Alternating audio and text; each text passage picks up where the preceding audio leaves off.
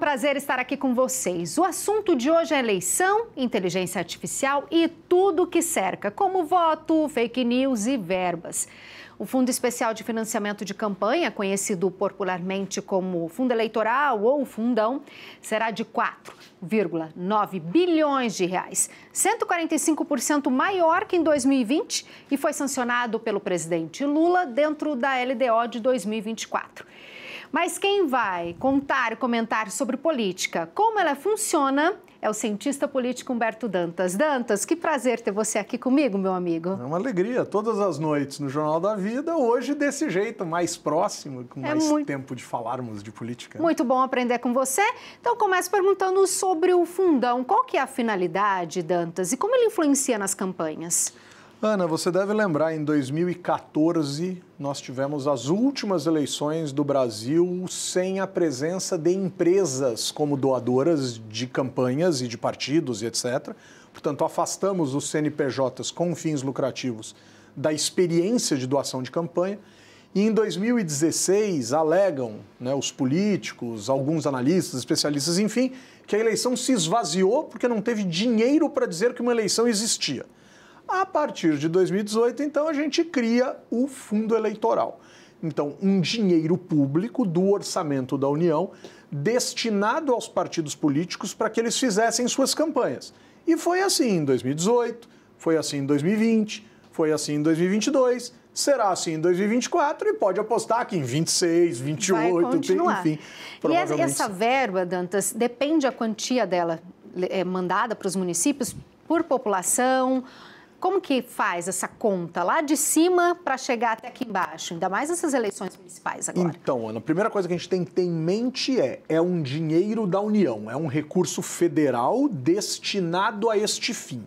Vamos pensar o seguinte, o presidente manda a peça orçamentária, o presidente da República, qualquer ele que seja, tá? Não estou aqui falando que Lula e Bolsonaro, Bolsonaro e Lula, não é isso. Então, o presidente da República manda para o Congresso Nacional a peça orçamentária para o Congresso Nacional aprovar, dizendo, tem este dinheiro aqui destinado para esta função aqui, fundo eleitoral, em anos pares, porque não tem eleição em ano ímpar, certo? Então, vai o dinheiro. A Câmara e o Senado, o Congresso Nacional, podem dizer, os dois órgãos legislativos, é pouco, é muito. Lula, por exemplo, disse que seria 2 ponto alguma coisa bilhões. A Câmara foi lá e botou para 4 ponto alguma coisa bilhões. Bolsonaro também teve esse problema durante seu governo. Ele queria menos, a Câmara queria mais. A Câmara chegou, inclusive, durante o governo Bolsonaro, numa das eleições, a falar em 7 bi. Então, abaixa um pouco. Tem essa queda de braço. Que é nesse jogo de poder.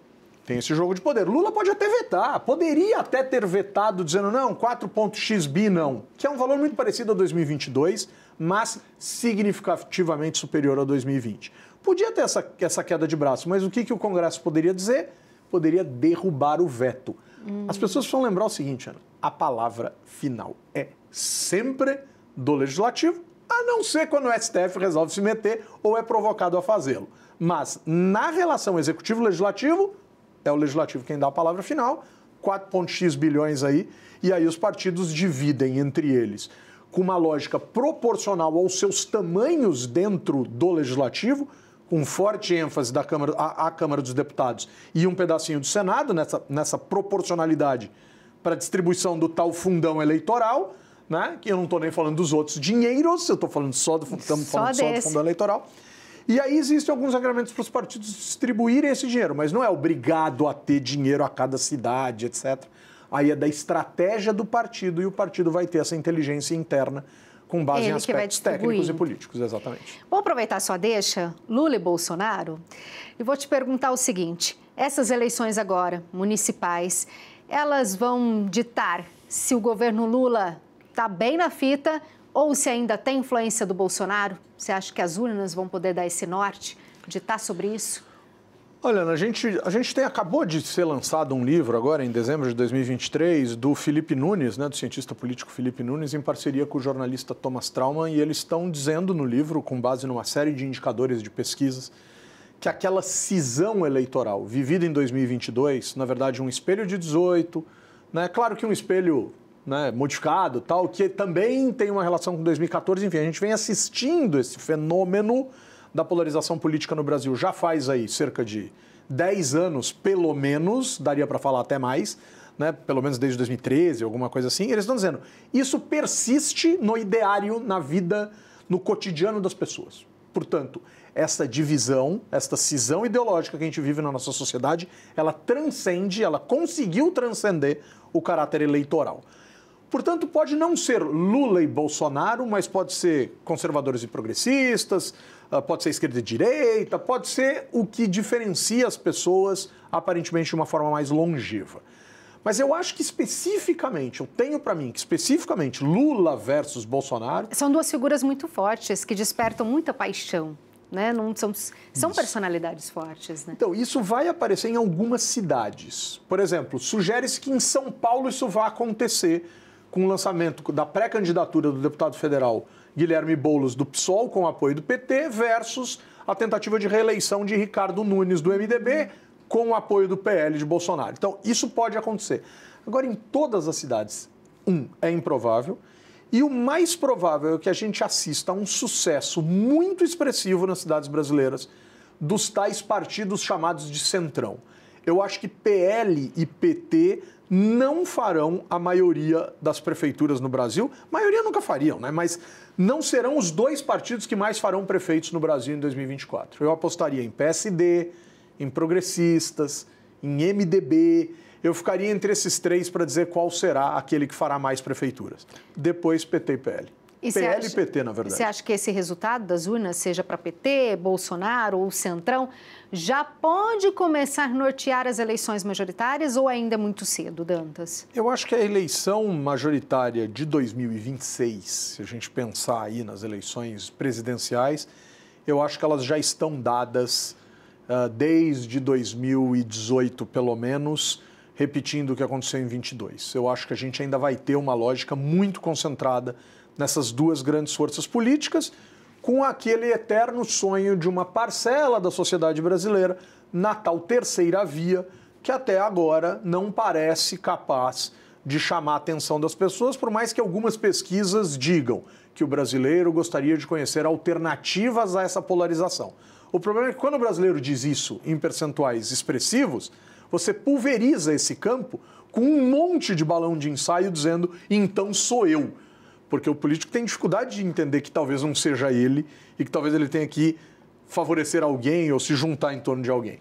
E quando você pulveriza, você vê o que aconteceu em 2022. Um monte de gente dizendo, agora é a minha vez. Então vai lá, campeão. Você falou da força do Centrão. Como que surgiu? Da onde veio essa força que está sendo difícil para o próprio governo administrar com tanta autonomia? Tem uma série de respostas para isso. Em termos históricos, a ideia, o princípio, o conceito de Centrão nasce no processo constituinte dos anos 80, durante o governo Sarney. Foi sendo criado um grupo, entre aspas, meio que suprapartidário, que aceitava negociar certas pautas em troca de certos favores, o que não é sinônimo indissociável de corrupção em lugar nenhum do planeta. Negociar é um verbo da política, é um verbo da democracia, mas que certos apoios à agenda do presidente da República, à época, José Sarney, foi se constituindo para além do seu partido. Inclusive, tinha uma parte do PMDB, né, na época, ali nos anos 80, que sequer era favorável ao Sarney, era quase que uma oposição paralela. Né, e ele foi em outros partidos construindo uma maioria que lhe rendeu algum tipo de apoio para algumas de suas agendas. Esse universo se consolidando ao longo das legislaturas a posteriori, então a gente está falando de 87, 88, só que a gente já está em 2024. Sim. Então você vai aperfeiçoando isso no que diz respeito à força disso, não só do ponto de vista de quantitativamente pensar no volume de deputados que isso possa representar e de senadores que isso possa representar, mas de mudanças institucionais, de mudanças nas regras, de mudanças dentro do próprio Congresso Nacional, que foram fazendo esses sujeitos ficarem ainda mais fortes. A mais importante delas, as tais emendas impositivas ao orçamento. Portanto, agora o deputado não precisa mais chorar para o presidente da República, dizendo eu voto do seu jeito se você liberar o recurso que vai ajudar a minha área. Não, simplesmente as emendas existem, seja a situação, seja a oposição, isso mais ou menos ali desde 2013, 2014. Isso muda completamente a relação, Ana. Né? É que nem aquela história do filho, quando começa a trabalhar, que não precisa mais pedir mesada. Tem a independência. Cria uma certa independência. E a partir disso, a negociação começa a ficar mais acentuada. Papai não quer que você vá embora de casa. Ah, pai, então vai ter que melhorar minha condição. É mais ou menos isso, gente. A política com os arranjos familiares. E falando em arranjos familiares, Dantas, qual o legado que as eleições passadas deixaram e como que elas permearam nas famílias? Como que foi essa troca de amor e ódio, de guerra e poder tão inflável? Como que ficou isso? Vai seguir? Como que você analisa isso como cientista político? É difícil não seguir, né? As pessoas ainda estão muito... O livro que eu acabei de citar, do Nunes e do Trauma, mostra que as pessoas ainda estão muito concentradas na ideia destas formas distantes de se pensar e de se olhar. O que no limite, e é muito importante a gente estar falando isso aqui na nossa Rede Vida, no limite isso passa por algo muito pouco afeito à prática, à nossa prática cristã de olhar o outro, de enxergar o próximo, etc. O que a gente perdeu em termos políticos no nosso país, em larga medida, foi a capacidade de olharmos para o outro apenas como diferente. Então, essa tentativa de impor verdades, de impor formas de enxergar o mundo e que vai criando verdadeiros abismos entre as pessoas e, infelizmente, isso entrou em casa e as pessoas, por vezes, não conseguem mais dialogar com seus familiares nos grupos das redes sociais, no Natal. Eu sou de um tempo, eu acho que você não deve ser desse tempo, você é muito mais jovem que eu. Mas olha só, adoro convidado que fala que eu sou jovem. Chique, chique. Mas eu sou do tempo que a grande discussão do Natal, né, era em torno do arroz ter uva passa ou não. Ela entra ou não entra? É vilão ou não? Esse era o ponto. E aí, hoje, qual é a grande discussão? Né? Que existe uma ala... Certas famílias têm suas alas mais progressistas, suas alas mais conservadoras, suas alas mais à direita, suas alas mais à esquerda, que deixam de se relacionar e de dialogar numa condição de normalidade, simplesmente porque divergem. Não, eu não divirjo mais de você. Eu te odeio por conta de você pensar diferente de mim. O diálogo perdeu espaço para a intolerância? O diálogo perde espaço para a intolerância. E isso mostra justamente esse livro ao qual já estou me referindo aqui pela terceira vez, isso se espraia para os hábitos de consumo. Eu passo a consumir produtos e serviços afeitos ao meu perfil ideológico. Né? Então, eu passo a consumir serviços e passo a ir a lojas, restaurantes, comprar produtos desta ou daquela marca, porque sei que existe uma penetração ideológica mais semelhante à minha naquele produto e não naquele outro, e eu passo a evitar certos... Se isso virar uma prática de mercado, Ana, aí para desintoxicar disso vai ser muito difícil. E no limite, o cidadão comum, o eleitor, nós todos somos massa de manobra nessa história, né? E diante de tantos conflitos, Dantas, se calar ou opinar? Tô brincando.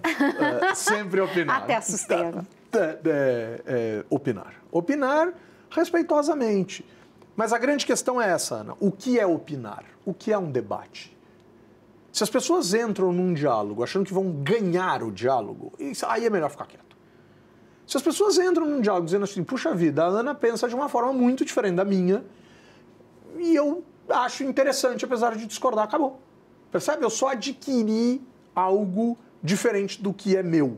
O grande problema é que as pessoas entram nas discussões, entram nas conversas de uma forma muito agressiva e entram para ganhar.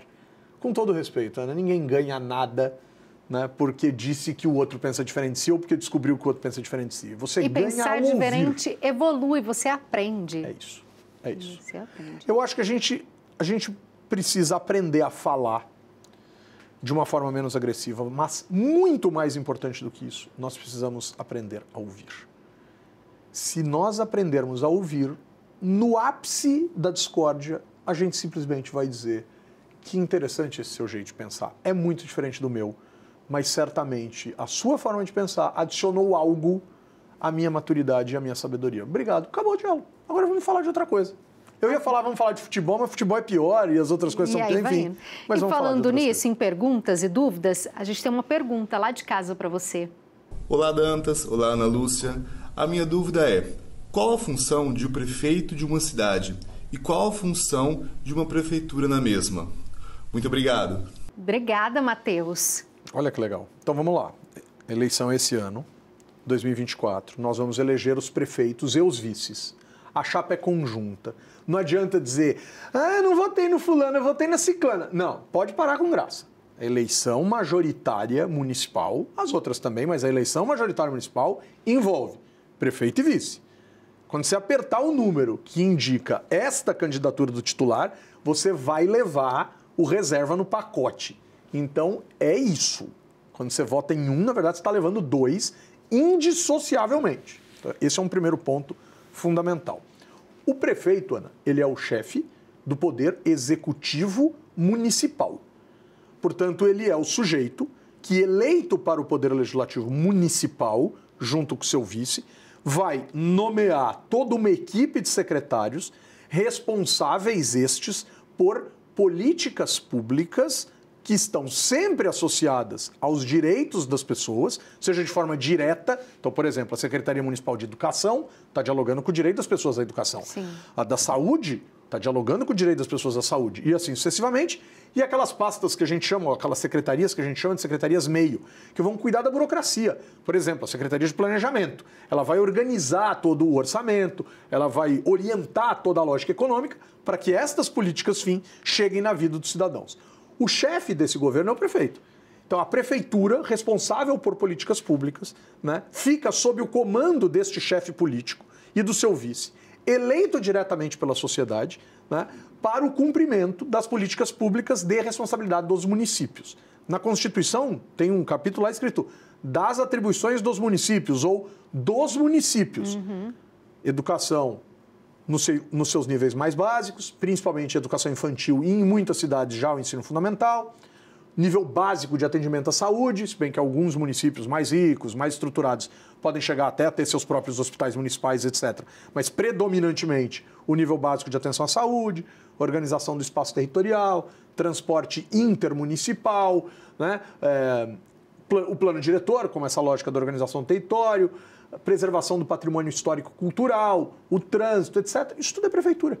Então, o prefeito é o chefe desse governo e olhar para isso com muita atenção, a partir de um plano de governo.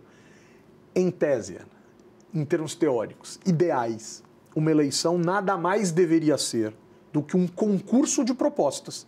E estas propostas, desde a eleição de 2010 para presidente e governador, elas obrigatoriamente estão depositadas num portal da Justiça Eleitoral chamado Divulga Cande Contas. Se você entrar no Divulga Cande Contas, a partir ali de agosto, setembro, você vai conseguir puxar todos os planos de governo de todos os candidatos a prefeito de todas as cidades brasileiras. Olha que dica interessante. Se você está em dúvida qual a plataforma dos candidatos da sua cidade, é uma maneira de você escolher direito, porque você acredita que as pessoas às vezes minimizam um valor e o poder do voto? Minimizam. Minimizam primeiro porque é só mais um e não sei quantos mil. Não, porque pensa muito em si, não é você. Pensa coletivamente, pensa nos seus direitos, pensa nas questões que estão associadas à sua realidade. E as pessoas acham que votar é um exercício que começa às 8 da manhã do domingo, do primeiro domingo de outubro dos anos pares e termina ou às 5 horas da tarde deste mesmo domingo, ou no último domingo de outubro daquele mesmo ano par com o segundo turno, onde o segundo turno pode existir. Por sinal, pouquíssimas cidades no Brasil, só cidades com mais de 200 mil eleitores, cerca de 100 cidades. Né? As outras 5.468, turno único. Então, o voto não é isso. Se eu pego os planos de governo, avalio os planos, analiso os planos, verifico quais são viáveis, porque tem muita promessa infundada. Sim.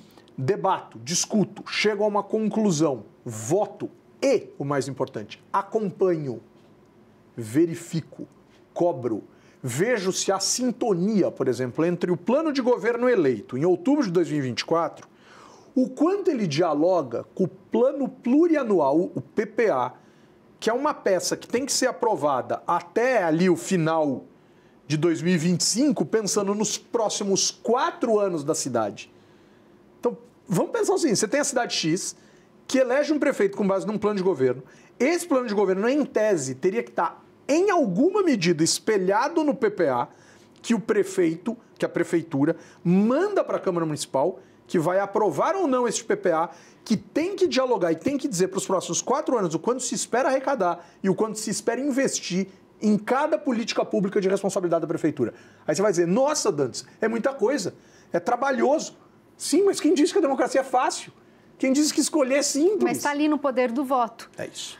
E os vereadores também então têm muito poder. A gente Muito acha que poder. não, mas é eles ali que vão aprovar ou não, legislar.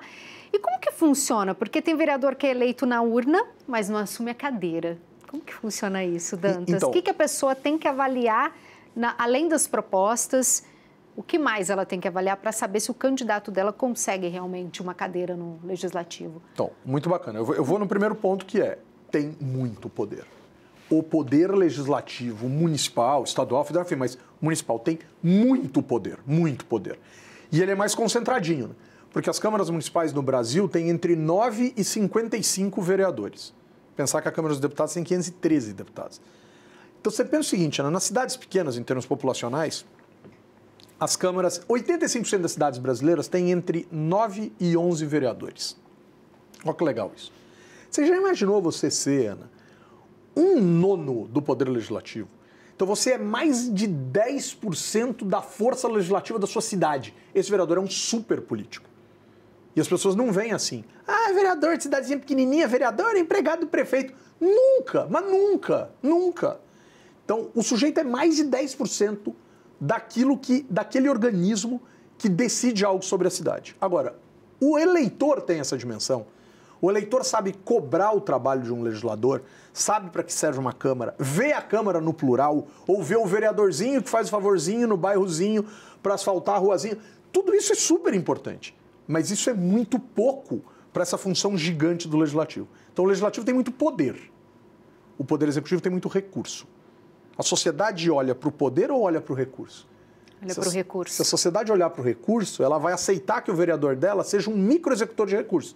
Aí ele vai dar a sensação de que ele é um empregado do prefeito. Então, nós temos que mudar a visão que nós enxergamos a política. Sem dúvida alguma. A começar, então, pelo próprio sistema eleitoral. Ana, suponhamos que uma eleição empate entre 4 candidatos para prefeito. Candidato A, B, C, D, todos tiveram 25% dos votos no primeiro turno da eleição de uma cidade muito pequenininha, portanto, turno único. Quem ganha? Quem ganha? Quem ganha? O mais velho. Até quando empata, a lei não obriga a ter segundo turno. Então, 4 empataram. Isso, 2 até acontece, mas 4 Sim. empataram. Então, 2 empataram, a candidata Ana e o candidato Humberto. O candidato Humberto é o candidato mais velho, eu ganhei a eleição, eu vou ser o prefeito. Não foi 50-50? Sim. Vamos olhar para a Câmara. Porque o Humberto vai ficar com 100% dos votos. Ana. Eu vou ganhar com 50% dos votos válidos, brancos e nulos joga fora. Sim. Votos inválidos não serve para nada. Tá? Eu, com 50% dos votos válidos contra você, levei 100% do poder para mim. Será que o povo queria isso? Não queria. Metade Não, queria porque você, metade queria eu. Sim. Onde eu equilibro isso? Em tese no legislativo. Então, os partidos, se aqui 50 vale 100, lá no legislativo, a proporção de votos dos partidos se espelharão nas vagas. Então, um partido numa Câmara de 10 vereadores que teve 10% dos votos vai ficar com uma vaga. O que teve 20% dos votos vai ficar com 2 vagas. E assim sucessivamente, com alguns detalhes matemáticos e de regras que podem distorcer um pouco isso. Mas por que as pessoas ficam com essa ideia? Ah, o meu candidato a vereador teve muito voto e não ganhou. Porque o patrão da eleição proporcional, pela qual nós elegemos vereadores, deputados estaduais e deputados federais, estaduais e federais lá em 2026, já fizemos isso em 2022. Mas o patrão desta eleição proporcional não é a pessoa. Então não adianta eu performar sozinho, porque o patrão dessa eleição é o partido. O termo da proporcionalidade é o partido. Partido que tem 20% dos votos tem 20% das vagas. Partido que tem 30% dos votos tem 30% das vagas. Não estou dialogando com o candidato. E só vou dialogar com o candidato na lista final. Então, este partido, de fato, tem 3 vagas. Quem são os 3? Aí sim, os 3 mais votados, dentro do partido. Entendi. Então, não é por performance individual, é grupo. Então, vai ter muita campanha, tendo muita campanha, inteligência artificial vai entrar com tudo nas eleições 2024. Como que ela vai interferir no processo eleitoral, você acredita, Dantas? Ana, se ela interferir de forma positiva, trazendo informação, trazendo maior capacidade das pessoas entenderem o sistema, seria ótimo. Mas o nosso medo, quando a gente fala em tecnologia, é a capacidade que esta tecnologia, ou que estas novas tecnologias, a todo dia, vou sugerir que as pessoas procurem o livro do professor Paulo Loyola, com a professora Carolina de Paula, sobre a importância e a influência da internet nas eleições. É um livro que foi lançado agora, em dezembro de 2023. Queria que as pessoas olhassem para como a inteligência artificial atua nas campanhas, infelizmente, por vezes, gerando estratégias capazes de disseminarem mentiras numa velocidade extraordinária. Porque cá entre nós, pessoal, que eleição na história não teve mentira? E como que o Tribunal Superior Eleitoral vai conseguir fiscalizar a interferência da inteligência artificial? Ou você acha que não vai dar para fiscalizar? Isso é uma ilusão, isso é enxugar gelo, isso é cachorro correndo atrás do rabo. É importante, tem que punir, tem que estar presente, tem que dizer que está olhando, mas punir tudo e enxergar tudo, esquece, né? Não adianta a justiça vir dizer que consegue, porque ela não consegue. Aí alguns serão punidos, outros não serão punidos. Alguns impactarão mais, outros impactarão menos. Mas o grande ponto é, a mentira sempre deu as cartas em todos os processos eleitorais conhecidos. A grande questão das tais fake news e do uso exacerbado da inteligência artificial para a geração de conteúdos aquém da verdade, ou além da verdade, na verdade, né, é a velocidade com que isso acontece. O tema central hoje, Ana, não é a mentira. Mentira sempre existiu. A questão é o quanto eu acelero a disseminação da mentira e o quanto eu consigo punir isso. É difícil punir, é difícil provar. A justiça é lenta, em qualquer lugar democrático do mundo as justiças são lentas. A nossa, por vezes, mais lenta do que o razoável, e a gente vai ter que aprender a conviver com isso ou vai ter que pressionar para acelerar essa história toda. Humberto, a gente está terminando.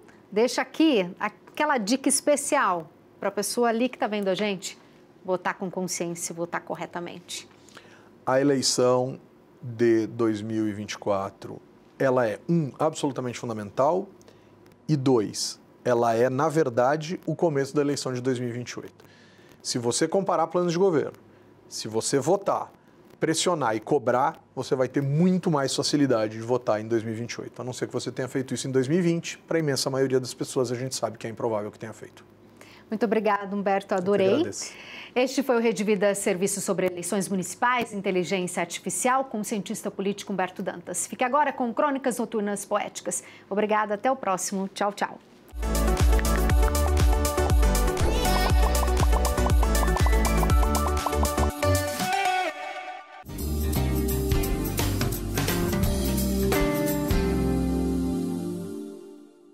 Atirar do viaduto do Chá uma rosa grená e dizer: São Paulo, bom dia. Francisco de Assis Bezerra de Menezes, compositor. Amigos meus, minhas amigas, São Paulo não pode parar, nem eu de cantar, falar dessa cidade encantada, tocada por tanta gente. Grande São Paulo de tudo, de todos e, sobretudo, do povo trabalhador, do dia, da noite, do amor. Sei que São Paulo faz, aqui acontece, leva e traz. Cruzo num só minuto, via ponte viaduto. São Paulo avança, balança, carrega minha esperança. Terra de cores e luzes, de todos os amores. Viva, vai valendo, faz fácil falando. Sem igual, São Paulo é paixão de quem tem fé. Fabiana Mingoni para a Rede Vida. A boa notícia faz bem todo dia.